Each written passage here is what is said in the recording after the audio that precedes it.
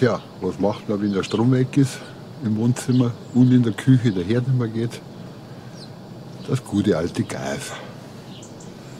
Es gibt nämlich heute Rehragout und Spätzle.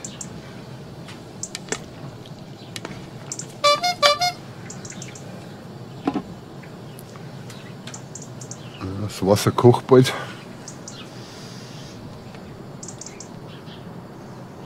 Das gute Rehragout.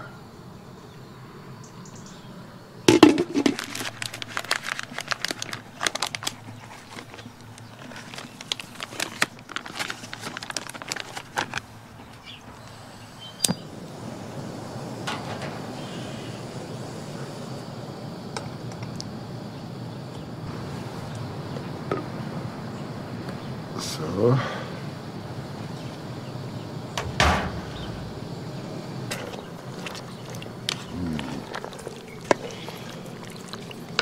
Rehragout.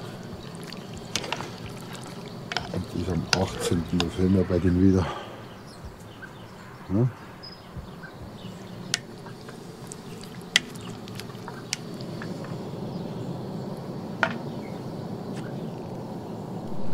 So, warte mal. Die Spätzle sind gleich fertig und das Rehragout ist auch gleich fertig. Ja, so ist Stromausfall. Sind die guten Gaskocher halt wieder absoluter Spitzenreiter. Also was mir mehr. Mit diesem Sinne wünsche ich euch was. Essen brauche ich nicht erklären. Rehragout mit Spätzle ist immer mega geil.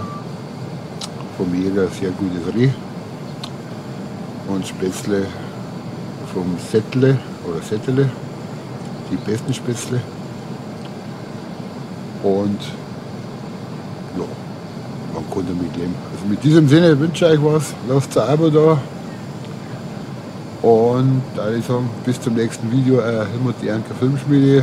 Wir genießen es dann, alles fix und fertig und so muss es sein. Also habe ich dir. Servus, bis zum nächsten Mal.